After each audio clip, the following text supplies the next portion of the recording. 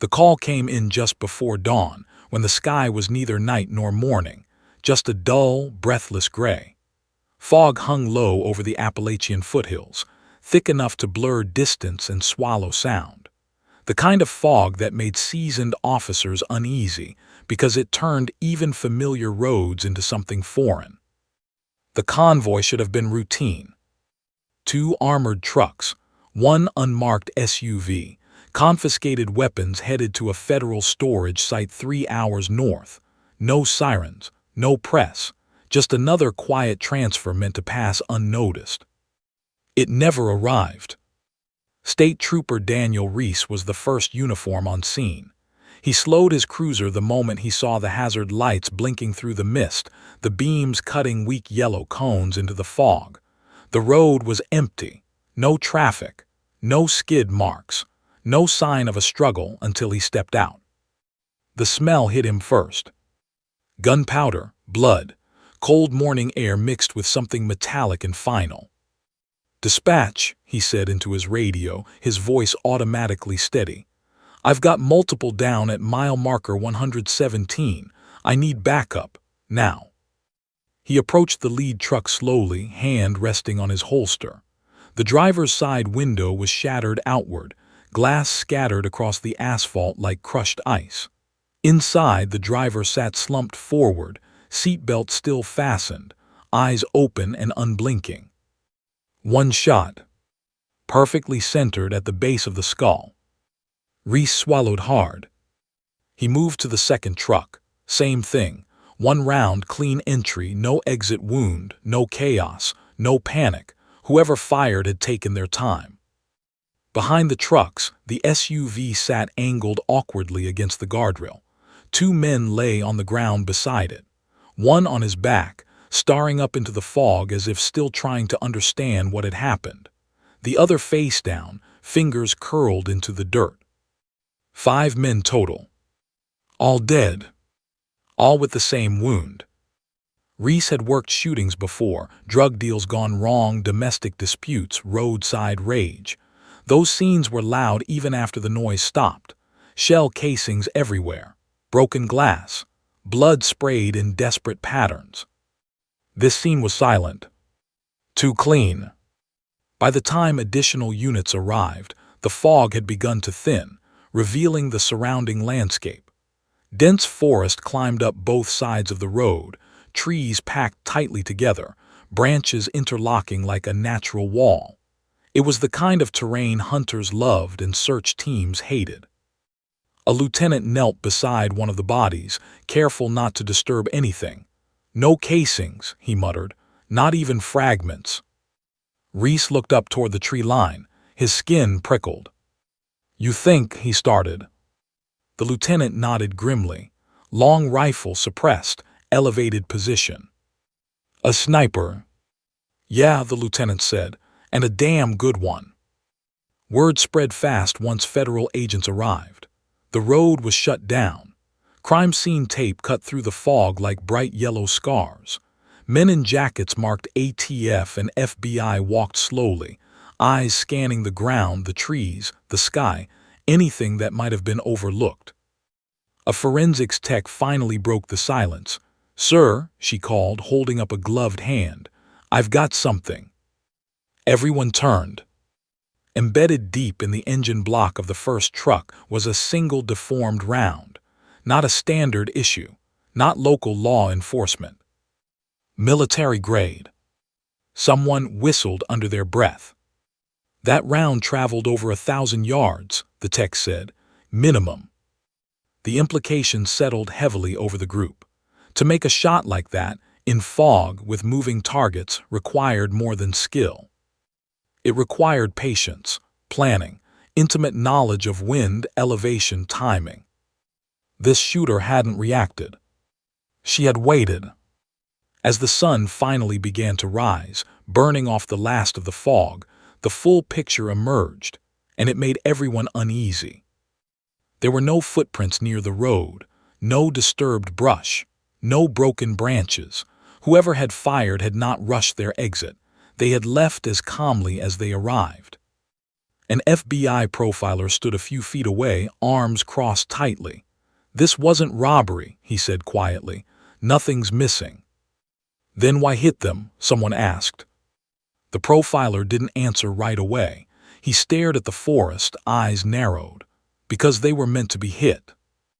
By noon, the media helicopters were circling overhead, their blades chopping the air like a warning siren. News vans lined the nearest exit ramp. Reporters speculated wildly: cartels, militias, domestic terror. But inside the temporary command trailer, the tone was very different. This wasn't loud. This wasn't political. This wasn't random. An older state investigator, gray-haired and stiff-backed, studied the photos laid out on the table. Close-ups of wounds, angles, trajectories.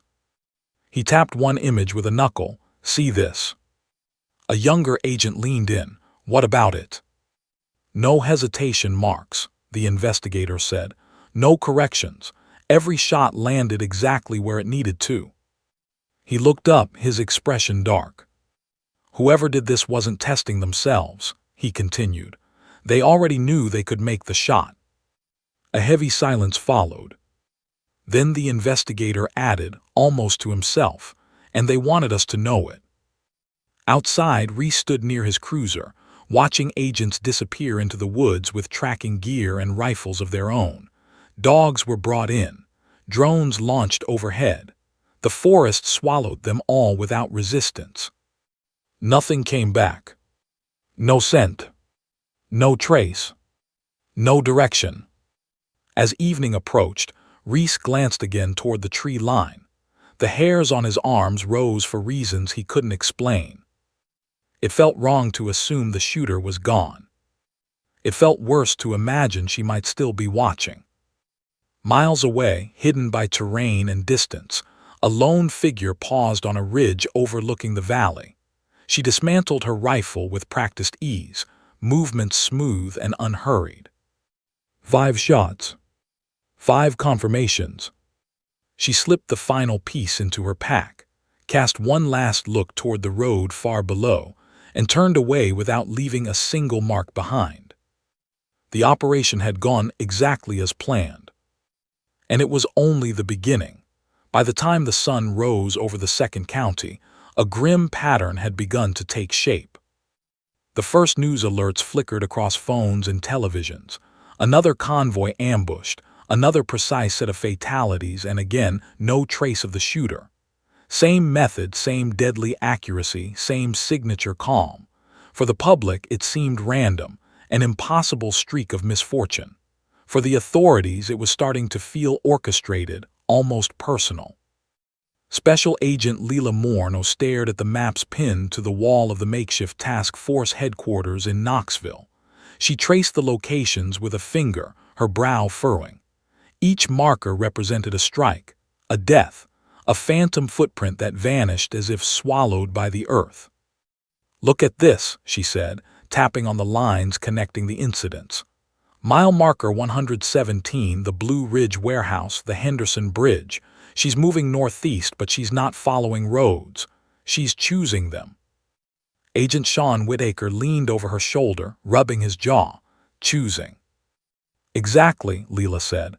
"She's not just shooting and leaving, she's picking her targets. There's precision in selection before the precision in execution. Look at the ages, the affiliations, military backgrounds, ties to illicit arms trade. Not random civilians, not street gangs, calculations." Whitaker shook his head. "So she's not just a sniper, she's strategic, predatory even." Morno nodded grimly. "And that's terrifying because it means she's thinking 3 steps ahead of us. Every deployment, every reaction we make, she anticipates. And then she disappears before anyone can even blink." Meanwhile, the federal agencies began poring over surveillance footage from every nearby traffic camera. A drone had captured something, or more accurately, someone, in the mist near the Henderson Bridge. A faint silhouette darting behind trees and shadows, but by the time the agents triangulated the position, the figure was gone. The fog had swallowed her again. Analysts debated the methodology. Suppressed shots, one tech muttered, scrolling through trajectories. Wind vectors indicate high-level calculations, probably trained in mountainous or wooded terrain. Leela looked up sharply. You mean she's a professional? Yes, the tech said. More than that, someone who could have been military or at least trained by someone who was. These are sniper shots we're talking about. Extreme patience, distance over 1,000 yards, ability to predict movement.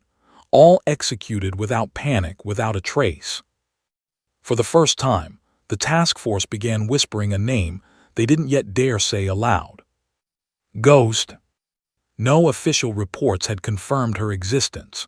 No arrest records, no training logs publicly accessible. She had been erased long ago, or maybe she had disappeared by choice.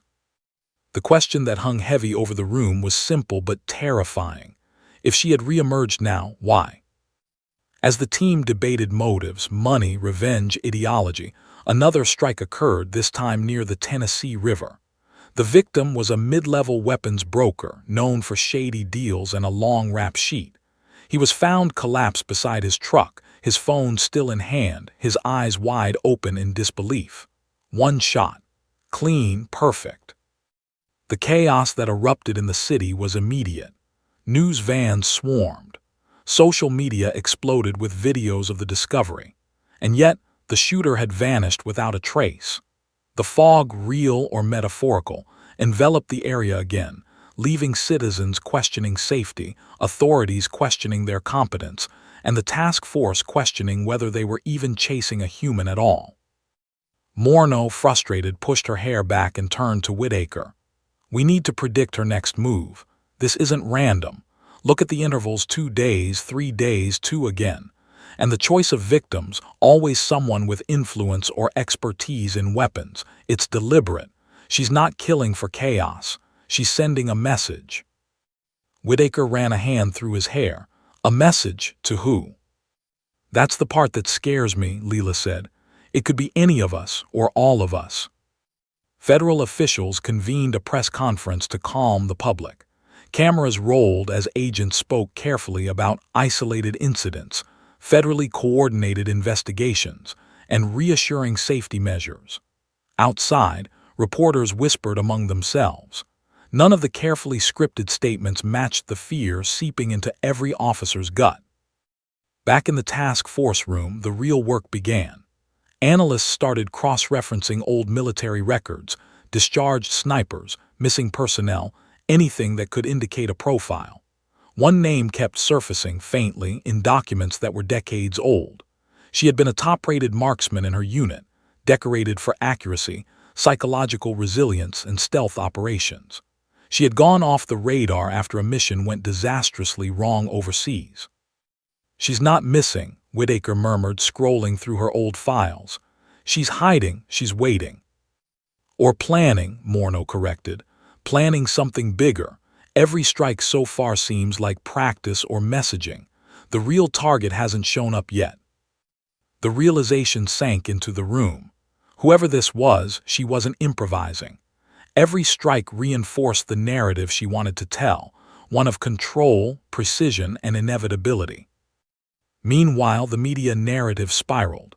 Online forums debated the sniper ghost. Amateur trackers posted theories about her movements. Videos of the strike sites flooded social media, each comment section a mix of horror, awe, and speculation. Every post made it harder for law enforcement to move unnoticed, which seemed, paradoxically, to be exactly what the shooter wanted. By day 3, the task force had deployed teams across state lines, but every operation ended the same way. Quiet. Shadows in trees.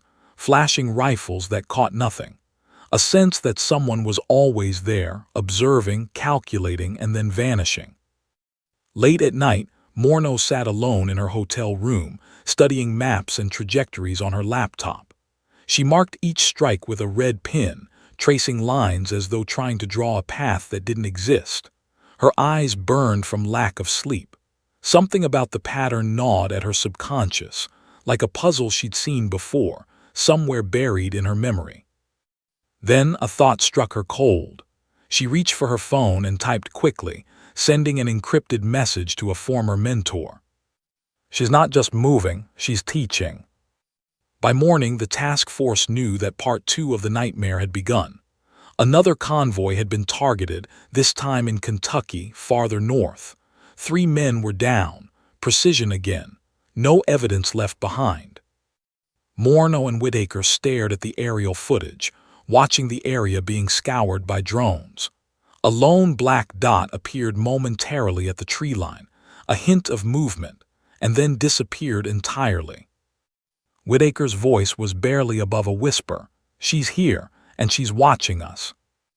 Outside in the cool morning haze, a shadow detached itself from the edge of the forest. A single figure moved with ghost-like silence, carrying only a rifle, a pack, and an eerie calm. Her eyes scanned the road below. Her lips curved in a faint, unreadable expression. 5 minutes passed, 10, 15. She did nothing. And then, as suddenly as she had arrived, she was gone. No footprints, no sound, no trace. Only the bodies left behind, and a fear that was spreading faster than anyone could contain.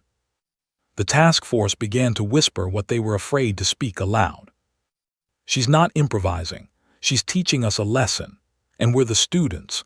The task force convened again at dawn in a converted warehouse on the outskirts of Knoxville. The air smelled of burnt coffee and fear. Paper maps, laptops, and case files cluttered every surface. For the first time, every lead, every strike, every detail was being considered together. Special Agent Leila Morneau paced slowly in front of a wall-sized map dotted with pins marking each attack.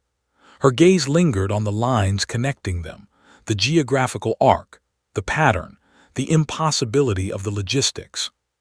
"She's not just moving," she repeated aloud. "She's controlling. Every mile, every angle, every exit is deliberate." Agent Sean Whitaker rubbed his temple. "Leila, you've been staring at this map for 3 days straight. We all have. What do you mean controlling?" Morneau stopped, turning sharply to him. Her eyes were intense, almost burning with the urgency she could barely contain. "I mean she's not missing. She's hiding.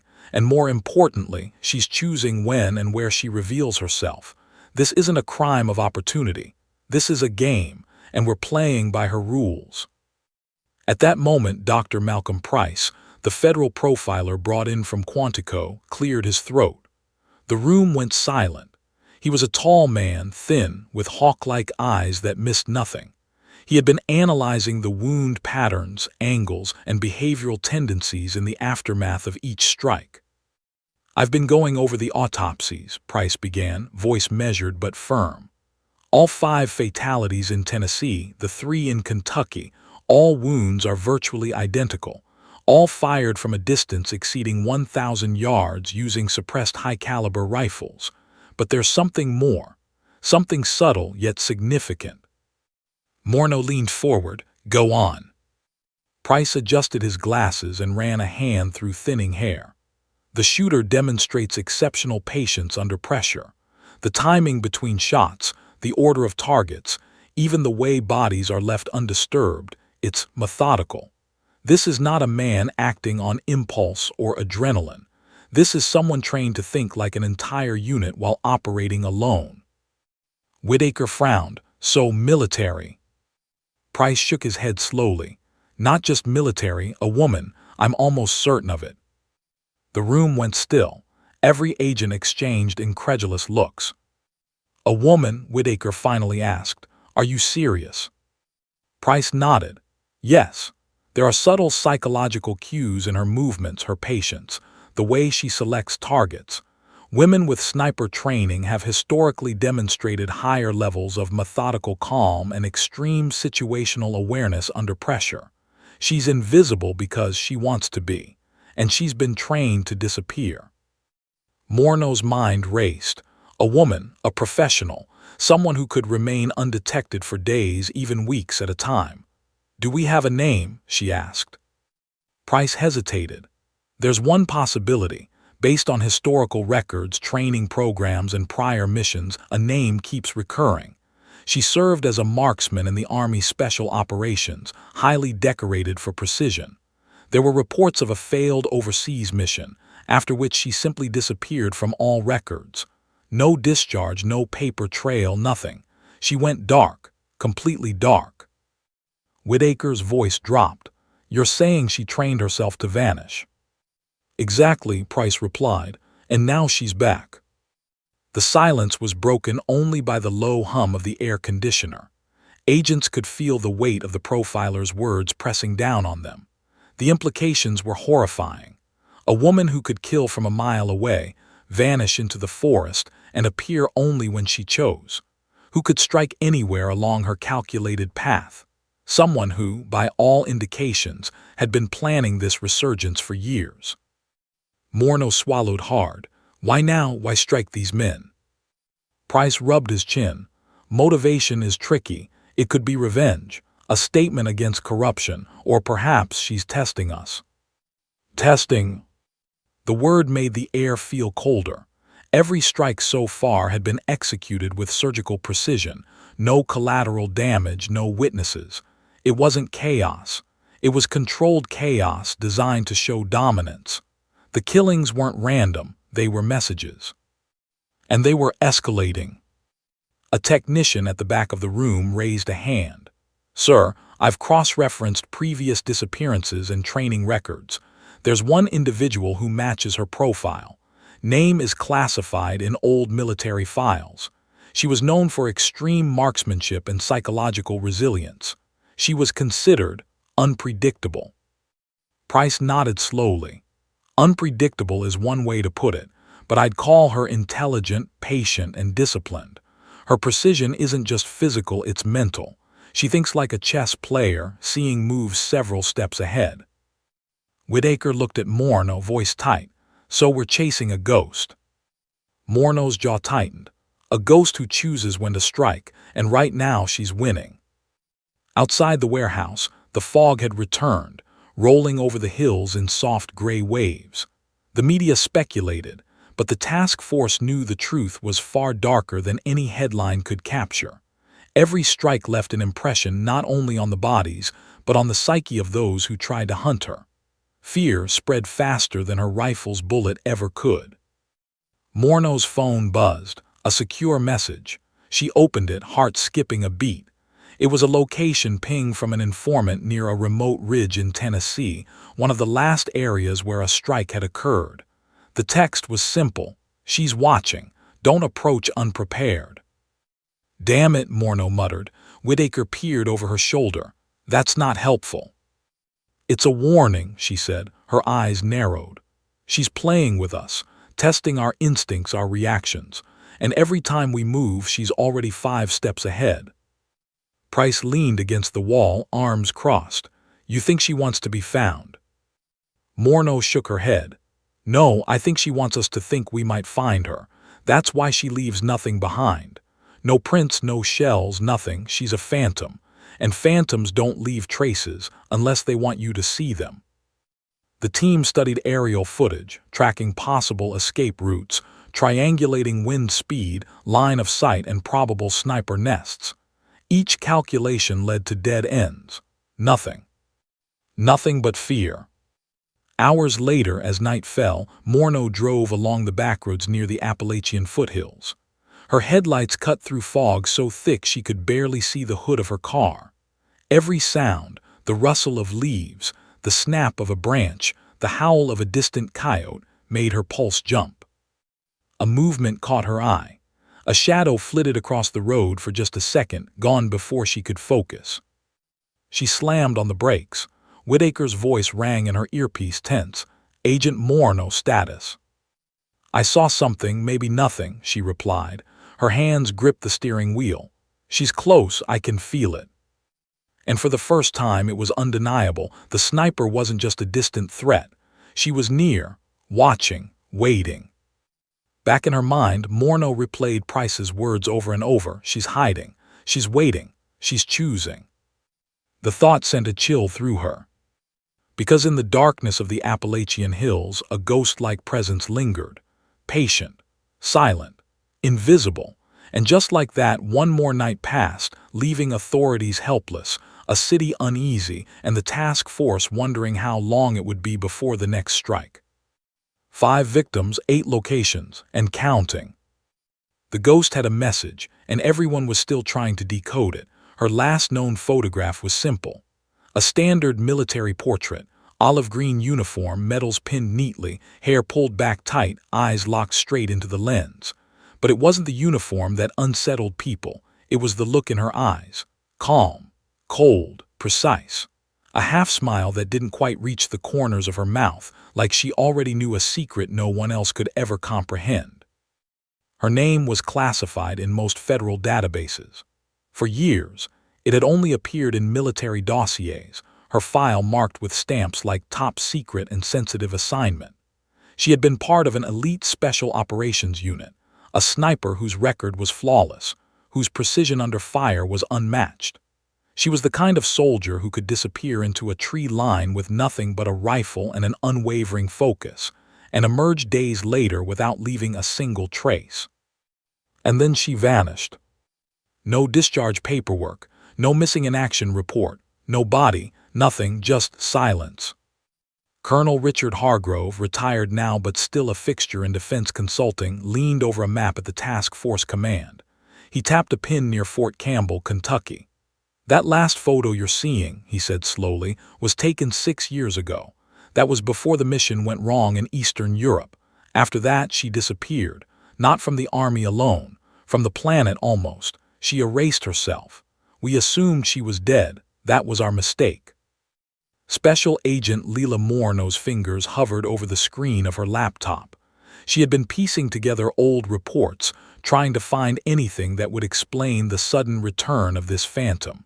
So, she's trained to vanish. But why now, after all this time? Hargrove shook his head. Some soldiers, some people, they wait for the perfect reason, the perfect moment, the perfect targets, and they strike with absolute intent. That's what we're seeing now. Morneau scrolled through her laptop, focusing on a series of archived mission reports. There was one in particular that caught her attention. It described a failed operation where a team she led was ambushed in hostile territory. Civilians were caught in the crossfire. The mission ended in chaos, and though she returned alive, her unit was shattered. The blame, though never officially assigned, fell on her. "She carries ghosts," Whitaker murmured from across the table, "and now she's letting everyone else feel them." Hargrove looked up sharply. "Exactly. She's not just shooting targets. She's sending messages. Every strike is a calculated reminder. This is someone who cannot be contained. This is someone who learned the hard way that the world can betray you and then turned that betrayal into power." Outside, the fog began rolling back in along the Appalachian hills. A cool wind carried the faint scent of pine and wet earth, an eerie reminder of the sniper's previous movements. For the first time, Morneau felt the weight of reality. The woman they were hunting had been gone for years, yet every action now seemed more deliberate, more ruthless, and more theatrical. Laptops pinged with alerts from social media monitoring tools. Videos and photos of the latest attack had surfaced, uploaded from anonymous sources. Citizen footage showed the moment a Kentucky arms broker collapsed, mid-conversation on his phone. The camera captured the strike's aftermath, the shocked expressions of onlookers, the sudden chaos. Then a detail caught Morneau's eye, a faint shadow flitting along the ridge behind the crowd, too quick to be caught on camera, almost imperceptible, a whisper of movement. "Stop," she said sharply, pointing. Whitaker leaned in. "What is it?" "That," she said, her voice barely audible, "is her. That's how she moves, invisible yet always present. She wants to be seen, but only when she chooses."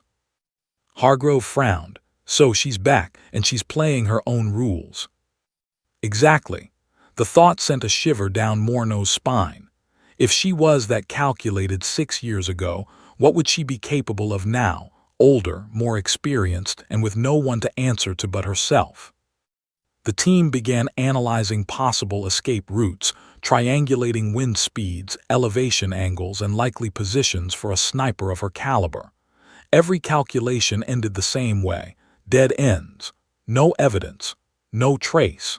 The terrain worked for her against them. Every tree line, every ridge, every shadow was a potential hiding place. And then came the call from a field operative stationed near a remote ridge. "Agent Morno," he said, voice tense, "you need to see this." The operative sent an image. A single footprint in damp soil, perfectly preserved, leading toward the tree line, but ending abruptly. No other tracks, no disturbed foliage, nothing else to indicate a path. "She's here," Morno whispered, "and she wants us to know it." Hargrove nodded grimly. "She's always left clues before, not as mistakes but as statements. She's reminding us she can appear anywhere, anytime, and vanish just as quickly." A heavy silence filled the room as the agents considered the implication. She was no longer just a threat. She was a shadow moving through their world, a ghost with deadly intent, returning from obscurity to execute a plan only she understood. Morno's phone buzzed. A secure message from an informant, one they had used in previous investigations. "She's planning something bigger. She's patient. Don't get ahead of her." Whitaker let out a low whistle. "Patient, that's terrifying." "Terrifying isn't the word," Morno said. "Calculated, precise, and utterly invisible." Hours passed. As night fell, the team coordinated surveillance operations across multiple states, each unit trying to predict her next move. Cameras were placed on ridgelines, drones patrolled forest canopies, and officers stationed at potential targets were advised to move in teams, never alone. Yet the more they tried to predict, the more elusive she became. Somewhere out there, the woman who had vanished 6 years ago, the one whose photograph had frozen time in a single moment of calm precision, was watching, waiting, planning. She had survived impossible circumstances before. She had vanished without a trace. She had trained herself to become a ghost. And now she was back. Morno stared out the window of the command center, looking toward the distant hills cloaked in fog. She could almost feel the sniper's presence, just beyond sight, just beyond reach. And she realized with chilling clarity that they were no longer hunting a criminal. They were hunting a shadow of a human being, someone who had been gone so long that the world had forgotten her. But she hadn't forgotten the world. And the world was about to remember. The call came just before noon.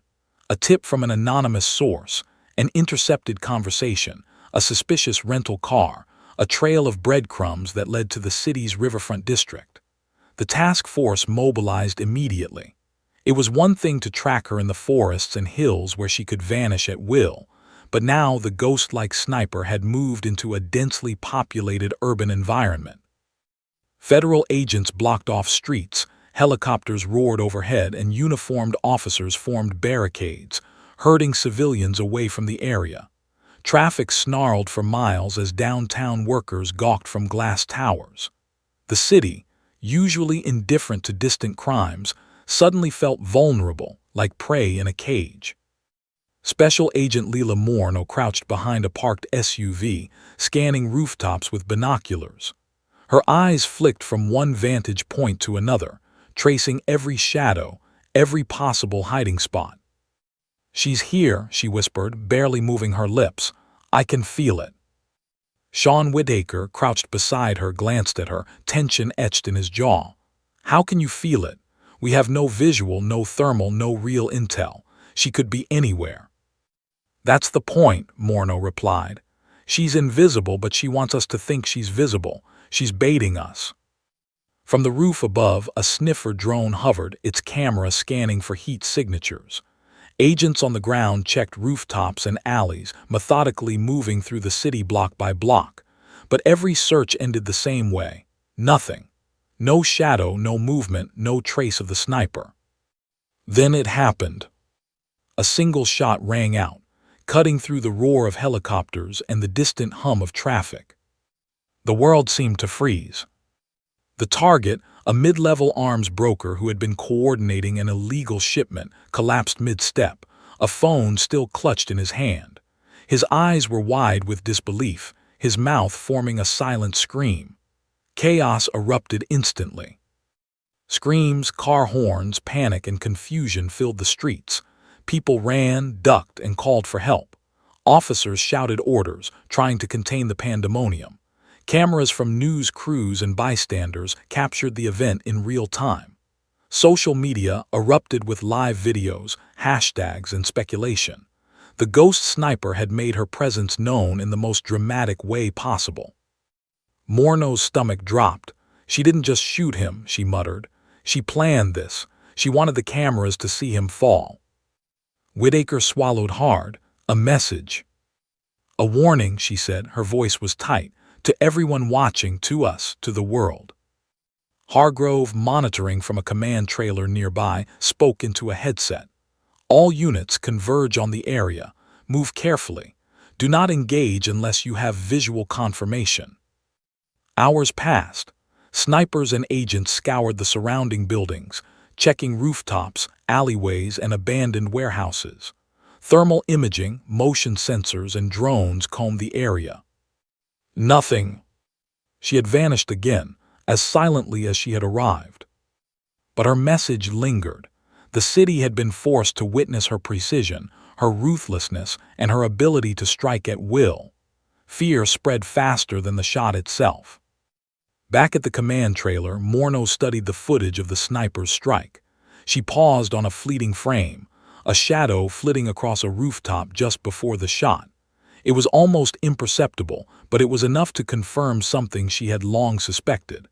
The sniper was not acting randomly. Every shot, every disappearance, every strike had a purpose. "She's teaching us," she whispered. Whitaker blinked. Teaching what? "Control, patience, fear," she said. "She's showing us that she can move anywhere, do anything, and leave without consequence, and we're supposed to learn from it." Outside, the riverfront district had descended into chaos. Street vendors abandoned stalls, tourists clutched bags and cameras, and civilians pressed against barricades, desperate for safety. Emergency vehicles screamed past, sirens blending with the sound of helicopters overhead. Meanwhile, the sniper observed from somewhere above, hidden behind shadows, her presence felt but not confirmed. She watched as the city reacted exactly how she anticipated. Panic, confusion, awe. Every movement reinforced her control. Every breath was a testament to her invisibility. Morno and Whitaker coordinated a sweep of the surrounding rooftops. "We have to think like her," Morno said. "Predict her moves before she makes them. She's always calculating." Hours passed with nothing more than shadows and rumors. Then, late into the night, a subtle but unmistakable sign appeared. A single white feather left on the hood of a police cruiser, carefully placed. Morno stared at it. "She's here," she said again, voice barely audible. "She's mocking us." Whitaker rubbed his temples. "A feather, that's symbolic." "She's telling us she's watching," Morno replied.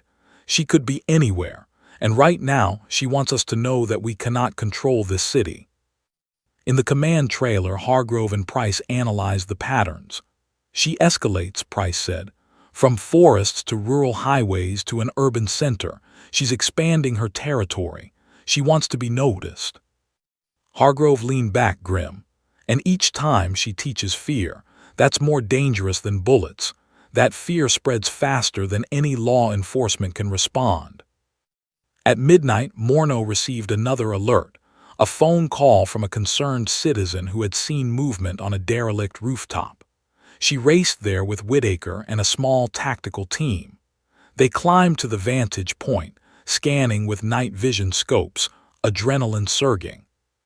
For 10 minutes, nothing. Then, a flash. A figure, barely visible against the skyline, adjusting a rifle, then disappearing behind a concrete wall. "She's here," Morno breathed. "She's always here, and she's untouchable." The team moved cautiously, but the figure was gone. Just like that, she had vanished, leaving no prints, no sound, no trace.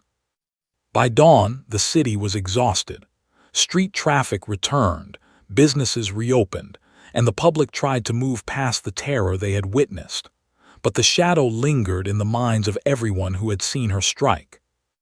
In the command trailer, Morno stared out the window at the skyline, fog still rolling over rooftops. Somewhere above the streets, somewhere beyond reach, she was watching, waiting, planning, always a step ahead. Whitaker's voice broke the silence. How do you stop someone who doesn't want to be found? Morno didn't answer immediately. She knew the truth, and it chilled her more than any sniper rifle ever could. You don't, she said finally.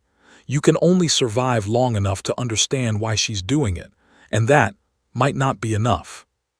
Somewhere in the city, the ghost-like sniper waited, calm, invisible, patient. And the world had no choice but to hold its breath. The city had barely recovered from the sniper's public strike when the call came. It was a burner phone, activated for exactly 9 seconds.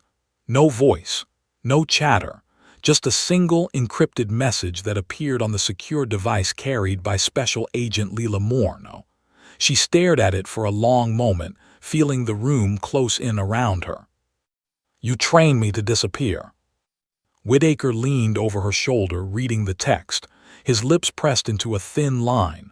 That doesn't make sense. It's not a threat. Not exactly. Morno shook her head slowly. No, it's personal. Hargrove, standing behind them, narrowed his eyes. Personal? What the hell does that mean? It means she's not just a killer, Morno said. She's making this about someone who shaped her, and it's us. It's all of us. She's reminding us that she learned from what we taught her. Price, the profiler, stepped closer, voice low and precise. She's taunting you, but not to intimidate, to prove a point. She wants you to see that every skill you instilled, every tactic you drilled, every standard you enforced, she mastered it, and now she's beyond you. Whitaker ran a hand down his face. So what do? Chase shadows and text messages? No, Morno said sharply. We watch, we listen, and we try to understand her message before the next strike. Outside the temporary headquarters, the city seemed calm. Streets reopened, stores resumed business, and the fog that had lingered over the riverfront district dissipated. But inside the task force, the tension was palpable. The sniper was no longer just killing targets. She was controlling the narrative, manipulating perception, and leaving psychological traps in her wake. For the first time, the agents felt the full weight of her presence. She wasn't just a markswoman, she was a strategist, a predator, and she was teaching them to fear her. Morno replayed the message over and over. You trained me to disappear. The words were simple, yet they carried layers she couldn't fully comprehend. It wasn't just pride. It wasn't just revenge. It was a declaration of identity. She wasn't a ghost because the world made her one. She was a ghost because she chose to be. Price nodded slowly. She's demonstrating that she is untouchable. And by sending this message, she's letting us know that she understands the minds chasing her better than they understand themselves. Whitaker's eyes narrowed. So we're playing her game now. Yes, Morno said quietly, but the rules aren't ours, they never were. Hours passed as agents scoured data feeds, phone logs, traffic cameras, and drone footage. Every angle was examined, every motion analyzed, but nothing gave them a lead. The sniper had left no fingerprints, no digital trail, nothing to trace back to her. She existed in the spaces between detection, in the seconds before anyone realized she was there, and in the silence after the shot rang out. Then another message arrived. Not on a phone this time, but an email to a secure federal server, signed with an alias no one could trace. It was brief. I choose when this ends. Morno read it aloud, voice trembling slightly. She's telling us she controls the timeline, not us, not the law, not anyone. She decides everything. Hargrove's face darkened. So every strike, every disappearance, every movement, it's not just calculated, it's choreographed, and we're just witnesses. Price leaned back in his chair. Exactly. And the brilliance of it is that it terrifies us more than the bullets ever could. She's taken the act of killing and turned it into performance art, psychological warfare. Every move is designed to remind us that we cannot contain her. Whitaker swallowed hard. But why send messages at all? Most killers just act and disappear. Why taunt us? Morno's jaw tightened. Because she wants acknowledgement. Not fame, not money, not revenge in the conventional sense. She wants recognition. She wants us to understand her. She wants us to see that she learned, adapted, and surpassed what anyone thought possible. The team was silent for a moment, digesting the implications. Finally, Hargrove spoke. If she's teaching us, what's the lesson? Morno didn't answer immediately. She thought about the clean shots, the vanished footprints, the urban strikes, the distant hills, the rivers, the forests, the fear she left behind. She thought about the calm, calculated nature of a person who could disappear from the world and return years later with deadly precision. The lesson, she said finally, voice low and measured, is that control is an illusion, and when someone truly masters it, no one can touch them. Whitaker shook his head. That's terrifying. Before Morno could reply, another alert pinged on a secure monitor. This time it was live footage from a rooftop in a neighboring city. Someone was moving swiftly, shadows blending perfectly with darkness. For a heartbeat, the figure paused, adjusting a rifle. The camera flickered, then the figure vanished. She's already here, Morno whispered, and she's always watching. The psychological impact was immediate. Agents felt tension in their muscles, a tightening in their chests, a constant awareness of unseen eyes. The sniper wasn't just outside. She was inside their minds, forcing them to anticipate her moves, to imagine her presence, to feel her superiority. Hours turned into days. Surveillance expanded to multiple states. Drones patrolled forests, rivers, highways, and city rooftops. Each strike was analyzed meticulously. Each clue was dissected for meaning. But the sniper stayed ahead. And then another message arrived, this time in the mail, hand-delivered, postmarked from an anonymous rural town. It was a single sheet of paper, typed with no fingerprints. Every movement you make confirms my existence. Every calculation you perform proves my patience. And yet, you will never see me until I want you to. I choose when this ends. Morno stared at the words, the room silent except for the low hum of computers. She's saying, we're chasing her to prove her point.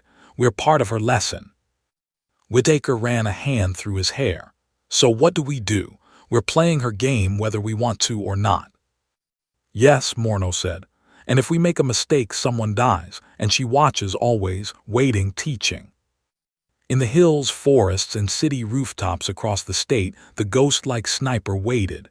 Patient, invisible, precise. A master of her craft, a ghost from the past who had returned to remind the world, and the people who once trained her, of the power she had mastered alone. And somewhere, in the quiet spaces between strikes, a lesson was being delivered to those who thought they could catch her. A lesson they were only beginning to understand. The task force had tracked her movements northward for days, piecing together the faintest breadcrumbs of her presence. Thermal imaging, drone sweeps, even infrared scans, nothing had given them a definitive location until a signal flashed on one of the satellite feeds. A remote cabin nestled deep in the Rockies, miles from any road, surrounded by dense pine forests.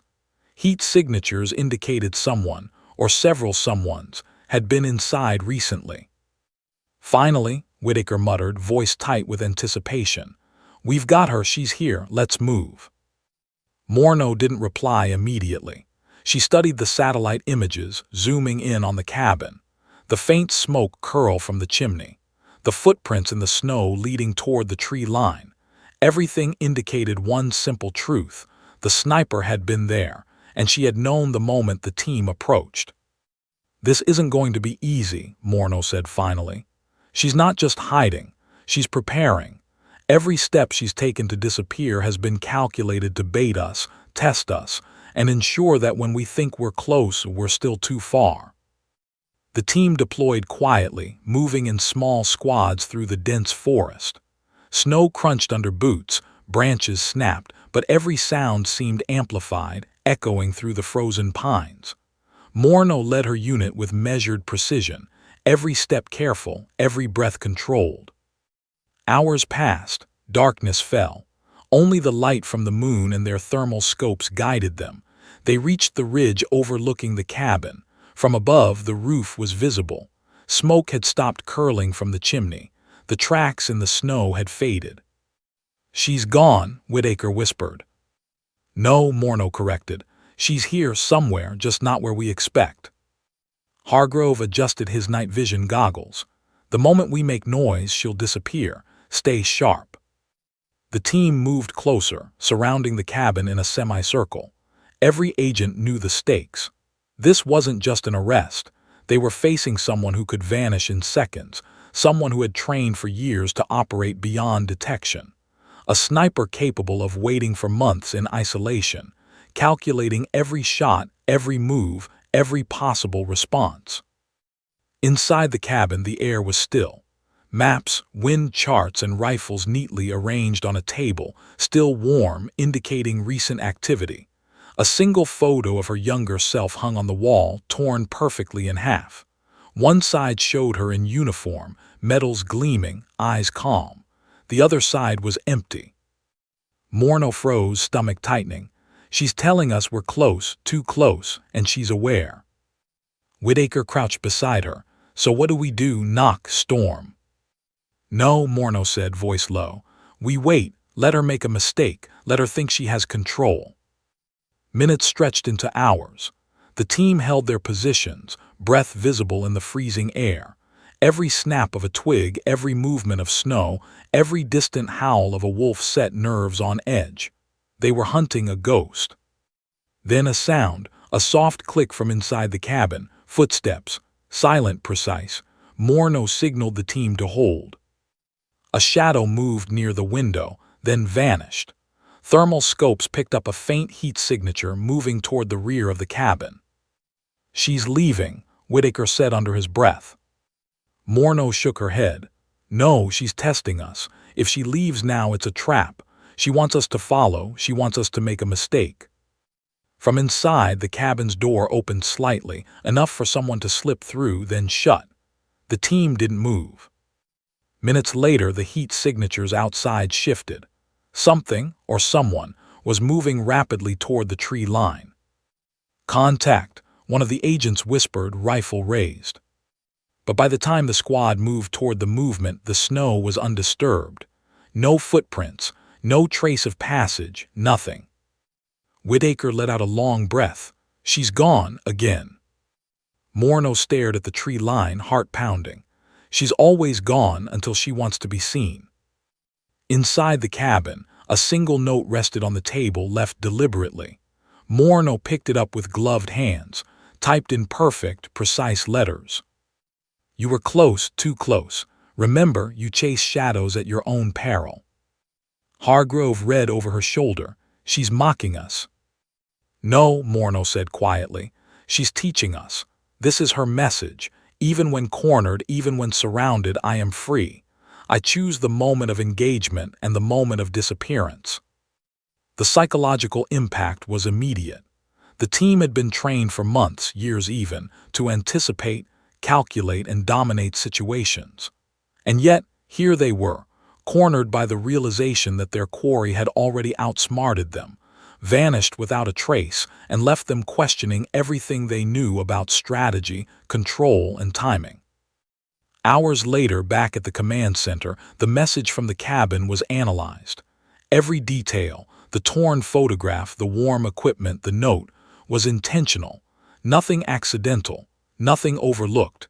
Everything choreographed to reinforce fear, respect, and uncertainty. Morno leaned back in her chair, exhaustion pressing into her bones. She's not just a sniper, she's a strategist. She's not only escaping capture, she's proving that she cannot be controlled. Price nodded. "And she knows it. Every step, every move, every decision you've made to reach this cabin, she predicted it all. This is psychological domination perfected.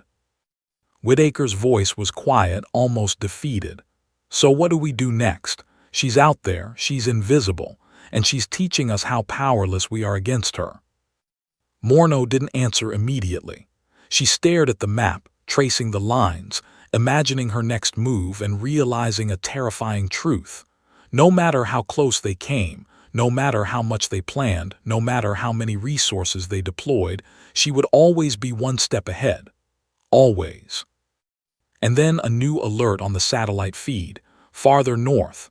Another cabin, another heat signature. The ghost was moving again. She's leaving us a trail, Morno whispered. Not so we can catch her, but so we can follow, so we can learn, so we can fear. Hargrove shook his head. Everywhere we go, she's gone before us. She's patient, Morno said, and patient is dangerous, because she's not just surviving, she's preparing for something bigger, and when she strikes next, no one will be ready. Outside, the Rockies were silent. Snow fell softly, covering every footprint, every clue, and in the shadows, high on a ridge, the sniper paused. She looked back toward the cabin, her breath visible in the cold air, eyes scanning the distant lights of the approaching task force. 5 minutes, 10, 15. Then, as if swallowed by the night itself, she disappeared. No trace, no footprints, no sound, just the faint echo of her presence like a ghost whispering through the pines. The task force had almost captured her, but that was all it had been, an almost. And she had reminded them once again who truly controlled the game. Weeks passed. Days blurred into nights as the task force chased shadows across mountains, forests, and urban sprawls. Every strike, every message, every trace the sniper left behind had been dissected, analyzed, and theorized about. Yet, for all their technology, manpower, and planning, she remained untouchable. Morno sat in the command trailer late one night, staring at the map covered with pins, lines, and sticky notes. The room was quiet except for the hum of computers and the distant drone of helicopters. Her hands were clasped tightly in front of her face, eyes fixed on a single point on the map. A city here, a ridge there. Each location represented a strike, a disappearance, a carefully choreographed statement. Then came a new alert, different this time. Not a strike, not a sighting. A convoy, transporting seized weapons through the desert southwest, had passed through a monitored checkpoint without incident. Whitaker, leaning against the wall with exhaustion written across his face, raised an eyebrow. It's untouched. No shots, nothing. Morno didn't answer immediately. Her mind raced. Why now? She had left the forest, the mountains, the cities, and suddenly, silence. Price the profiler broke the quiet. She's choosing when this ends, or perhaps when it pauses. This is consistent. She's not operating on necessity. She's operating on control. She decides the timeline. She decides the engagement. She decides the world around her. Outside, the desert wind whipped across flat plains, carrying the faint scent of dust and heat. Somewhere, far ahead of any human effort to find her, the sniper moved with purpose, invisible in the horizon's wavering air. Then came a new message. It arrived on a secure federal server, no return address, no sender, just words typed in perfect, precise letters. I choose when this ends. Morno read it aloud, voice tight, almost reverent. She's telling us the hunt is over on her terms, for now. Whitaker shook his head. So that's it, she disappears, no trace, no closure, just gone. Morno didn't respond. She stared at the map, tracing the lines once more. She realized the truth, terrifying in its clarity. The sniper wasn't just untouchable because of her skill. She was untouchable because she didn't exist in the spaces the law controlled. She existed in the in-between, the moments before and after the shadows humans couldn't enter, the silence no surveillance could breach. Hargrove finally spoke, voice low and tight. She's a ghost, not just in movement but in presence. You can't corner her, you can't chase her, you can only wait for her to appear again. A hush settled over the command trailer.